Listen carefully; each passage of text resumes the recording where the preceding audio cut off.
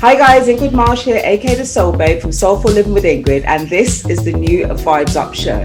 So my mission for this show is a simple one. It's to spread a new vibration, a vibration of love, a vibration of happiness, and a vibration of light into every corner of the world, so you and I, all of us, can live a wildly fulfilling life. So helping me on that is a selection of amazing guests. In kickstarting the new show, I thought no one's better than the wonderful Melanie Branch, who's with us now. She's an energy healer and a light worker. And she has the most amazing story. Melanie went through a really challenging time with anxiety and depression. It really took her down. And then she came up with this amazing solution, which absolutely changed her life. And if you want to know that what it is, then make sure you stay listening.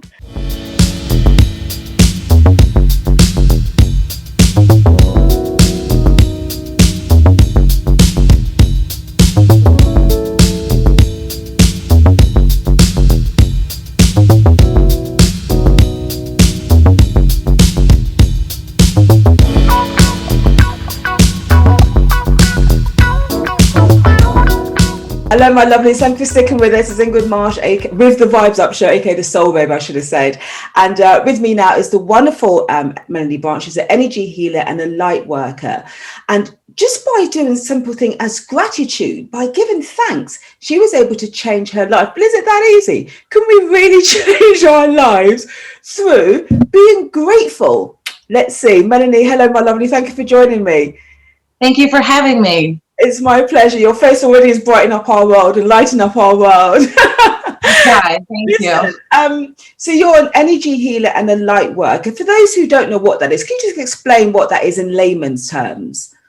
A lot of people think of it in terms of being an empath as well, where I take on other people's energy. Like, you cannot lie to me. I am a light worker. I am made to feel other people's vibrations and help them raise them up. So people will get confused about this term vibrations. This is for people who sort of not so much into spirituality. Can you explain that for us? So the vibrational energy that we all put out is just based in science. Every single thing in this world is a vibration. Right. We are vibrations. We're just moving so hard and fast that you can touch us.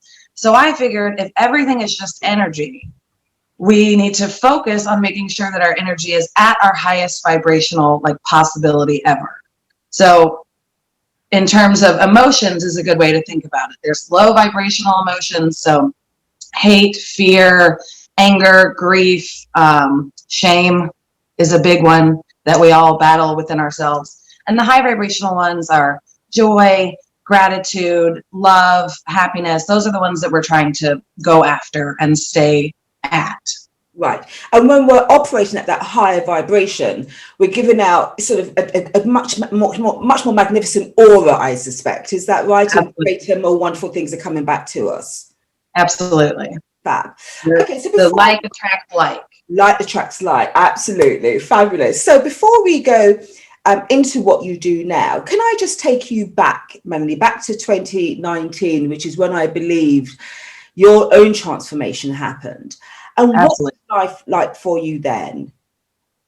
Well, in the summer of 2019, I looked like I had the dream life. We had a big house in the suburbs. I have 2 lovely, healthy children, a wonderful marriage to my wonderful husband. And I was so stressed out. I kept thinking I had to be the best mom, the best wife, the best friend.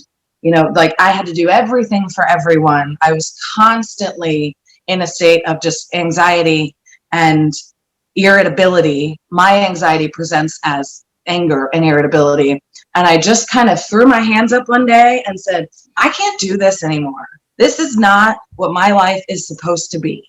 So I thought to myself, what can I do to change what I'm doing in my life? Because clearly this isn't what I want. There are many women and men in that situation. It's like, hold on a minute, I've got the tick box here. They told us that all I need is the big house, the the hubby, the 2.2 children, the kids and the dogs.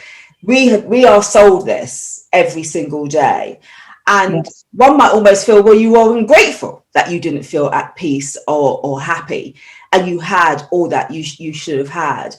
But, you know, to me, that's really important, this whole tick box life, because not only people think you are ungrateful, but it's like, this is what is chucked at us every single day. But how did you really feel inside? Just explain more of those emotions for me as to how you really felt on a day-to-day basis. I know you mentioned stress, but I also know that there was some anxiety and depression. Was that also happening around that time? It was really compiling at that time. I was unfulfilled, and I knew I was unfulfilled, and I was just going through the motions every day. You wake up, you get the kids ready, you take them to school, you go to work, you come home, you cook dinner, maybe you get to see your friends here and there. But I just knew that wasn't for me. Like I I was constantly worried about what could go wrong. Things are going so great, something's going to happen. When's it going to happen? What's going to happen? The constant struggle with intrusive thoughts was taking over to me. Like, oh my God, I didn't take the kids to school. What if they get hit by a car on their way to school? Like, just the things that can really ruin lives and institutionalize people started happening. And I just knew that I hadn't always been that way. So what was I doing wrong to be this way now? And how long were you going through this for? Was it a matter of years, weeks? It was definitely a couple of years. My husband is in the Navy, so we move at least every 3 to 5 years. And we had just moved back here to Jacksonville a few years earlier. And, the adjustment takes a while. My whole family's here, my mom, my dad, my sister, her husband, her kids. So I was thrilled to be back, but I just wasn't vibing. I was a shell of my former self. Right. So you just didn't feel alive inside, yeah? Yeah. And did you share your feelings with anyone? Did you speak to anyone about this? That's really, I kind of kept it to myself because I don't have the relationship with a lot of people that I feel like I should open up to them, because I was in that feeling of, I don't want to burden anybody with my stuff. Like, I'm the mom, I'm the wife, I'm the daughter, I'm the sister. I can handle all these things. Who's going to help me? I help everyone else. And I was wrong. Yeah. So there's no one you could talk to. So then what happened? You said you decided that you were going to do this whole gratitude thing, because like I said earlier on, some people would have deemed you as being ungrateful for having all those things and not feeling satisfied. What would you say to people who'd say that? You have to go where your vibes fit. And I knew by replacing all of those anxious, angry thoughts with gracious ones that I was going to open myself up to my real truth, where my vibes fit. My vibes are not for being in a very conservative and cookie cutter area. That's just not going to be me. Yeah, well, I can tell by your red hair that the cookie cutter life was just not going to be for you. And did people understand? The people around you, I mean, are you the way you are, sort of self-expressed, but the people around you are a bit more cookie cutter? Well, what was the what was the balance going on there, or non-balance, I should say? Well, I mean, it kind of really came down to our election in 2016, where I just saw all the Trump signs all over the place, and I wasn't going to vote that way. And I just kind of looked around and started going, this is not going to work for me. Like, we can't go down to our local wing spot and have a meal without, sparring with a stranger about conservative political beliefs. Because although I have pink hair now, I used to have a blonde bob, and I got mistaken for a Republican quite often. And I had to put an end to it. I just had to put an end to it. I hear you. Okay, so moving forward, when you did the life of gratitude and determined to go, let's find out a little bit more about that. And working in a restaurant, which I've done for most of my adult life. I love it. I love the hustle and bustle. I like seeing a lot of people. I like making people happy with food. I decided to replace my anxious, angry thoughts with gracious ones. So at work, if I got a bad tip, or I had a rude guest, or I was working with some people that I didn't really like, I would notice what I was thinking, and I would say, no, let's back this up. What can we do here to change our mindset and start, just, you want to be the person that people want to hang out with. You want to be the person that people talk about, like, oh, you'll never guess what she said today. It was so funny, or it really helped me. That's who I was focusing on being. So if I got a bad tip, I would just say, cool, I bet the next one's going to totally make up for it. If I was working with a bunch of people that I didn't want to be working with, I would just say, this is probably an opportunity to really start working on myself and look at why I don't like certain people as a reflection of maybe that's what I don't like about myself. So it was really just a process of identifying a thought, or a train of thought for some of us, and turning it around in whatever way possible. Because any thought, I don't walk around every day saying, oh, I'm so thankful for this and for this and for that. I mean, I do say thank you a lot. But it's just identifying how you can change a negative thought, or how you can at least like identify it and release it, and you don't stay there. You don't stay with it. I hear you. And that must be quite challenging, do you not think, for people who, we live in this world where we don't stop to pause to think about our thoughts. So I always think to myself, when it comes to gratitude, that kind of thing, that must be really quite difficult if you're not becoming conscious of it, because you're not conscious of it. It's just this trail of thoughts going through our minds over and over again. They're on autopilot. And we don't think there's anything wrong, that we need to stop and think and change that thought process, that we even have that power to do that. So what should people be doing? How can they measure within themselves that it might be something they need to do? Well, I promise it's something that every single person needs to do. We all get stuck in a cyclone of negativity because our brains are wired to keep us safe. Our brains are wired for status quo. Our brains are not wired to change or to take risks or to do something you've never done before. So it's a scary thing to say, first of all, I need to change. What I'm doing is not working. I'm probably, because, we're not our thoughts. We just experience our thoughts. So we can change them, or at least stop them in their tracks. That's what you really got to do. So if you're at work, say you work in an office, you're not having a good day, you didn't make the sale, you didn't like the way your boss talked to you, yada, yada, yada, whatever it is that's going to go wrong, you can stop and think to yourself, okay, well, I know that the universe has my back. Maybe this is a lesson. What did I do in this interaction to either not help it or perhaps cause it? You can understand where your role is in everything and how you want your role to continue. I hear you.